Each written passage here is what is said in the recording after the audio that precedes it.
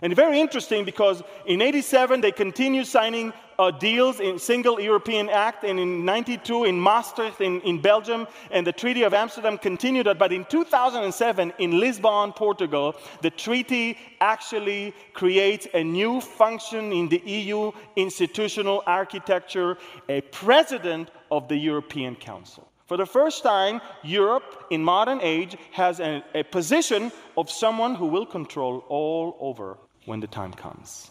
See, in Daniel 7, we saw those beasts coming. And we saw that in that night vision, in verse 7 and 8, behold, a fourth beast, dreadful and terrible, exceedingly strong. It had huge iron teeth. It was devouring, breaking in pieces, and trampling the residue with its feet. It was different from all the beasts that were before it. And it had 10 horns.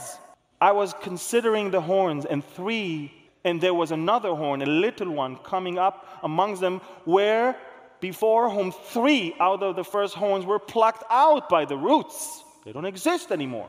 And there, this little horn, he had like eyes of a man and mouth that's speaking pompous words. So think about it. From an area of once 10 tribes, as we can see, 3 were plucked out. That little horn is coming out with eyes and mouth that speaks those pompous words.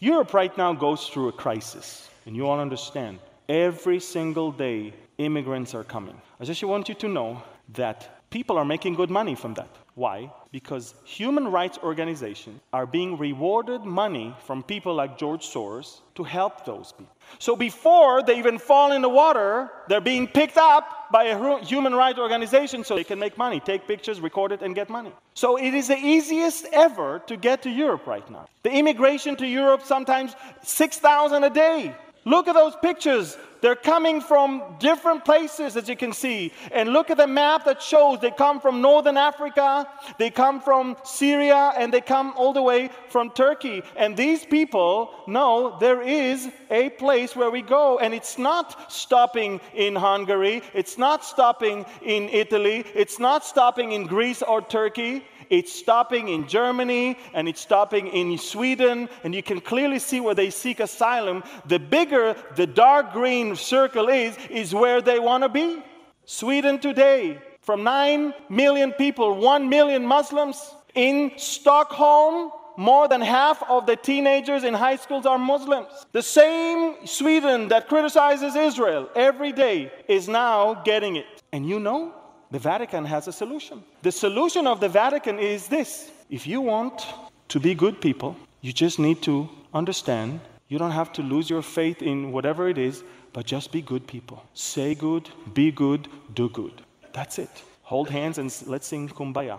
All churches, Catholic churches, now opening their doors for those refugees to come. And they tell them, you just have to be good. You're like us. Be like us. There's a leadership crisis right now in Europe. Never before, people and governments were so far apart. They want to kick Merkel out. They want to kick the Swedish government out. They want to kick the French government out. They want to kick the German. They want to kick everyone out because what happens now is not according to the will of the people. So the Vatican stands right in between the government and the people and says, hey, don't worry. We're going to change them. They want to be good. They will be good. They ran from Islam, from radical Islam. All we need is to train them to just become good people. Do good, be good, say good, feel good. This is the new world religion. You don't have to believe in Jesus in order to enter the kingdom of God. That's what the Pope said. Just do good things. And every one of those immigrants is going to adopt it. Why? Because he doesn't want to go back. He doesn't want to go back to radical Islam. If things will be better, he might go back. Right now in Europe, he's looking for some sort of hope. Europe kicked God out. Europe invited Babylon in. Europe exports satanic worship. Europe exports liberal lifestyle. Europe promotes globalism. And Europe is very anti-Israel. Everything, all the ingredients are there. The place is ready for someone to rise from that ashes of horrible moral condition and the leadership crisis. Someone is about to rise. Now watch this. Russia is going to attack Israel. Yes. Turkey will attack Israel. Yes. Iran will attack Israel. Yes. So, and they will be defeated by who? So Russia is gone. The Muslim world will give up from fighting against Israel. Islam is no longer important. America is irrelevant. America in Ezekiel is not even mentioned as doing anything but criticizing this whole thing and staying aside. If the young lions of Tarshish are indeed America. Europe is the only power that can rise and introduce peace to the Middle East. And Europe is ready to produce that man of sin, the man of evil, the son of perdition. He will come from there. And trust me, Jews have no problem accepting a European figure. They have big problem accepting anyone from the Arab Muslim world. This is pretty dark. If Europe is ready, the world is ready, the heathens are ready, the question is, are you ready? You see, we can get very discouraged by looking at what is going on. But Colossians 3 says in verses 1 and 2, if then you were raised with Christ, seek those things which are above, where Christ is, sitting at the right hand of God. Set your mind on things above, not on things on the earth. Amen?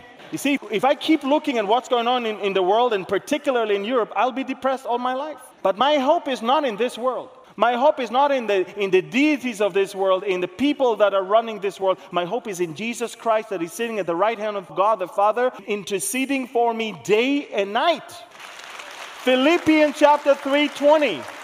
For our citizenship is in heaven, from which we eagerly wait for the Savior, the Lord Jesus Christ, who will conform to his glorious body according to the working by which he is able even to subdue all things to himself. We need to understand that we need to eagerly wait for our Savior to come and transform our body. Behold, we're all going to change. In the twinkling of an eye, the last trumpet. Isn't that great? All of us are going to be changed.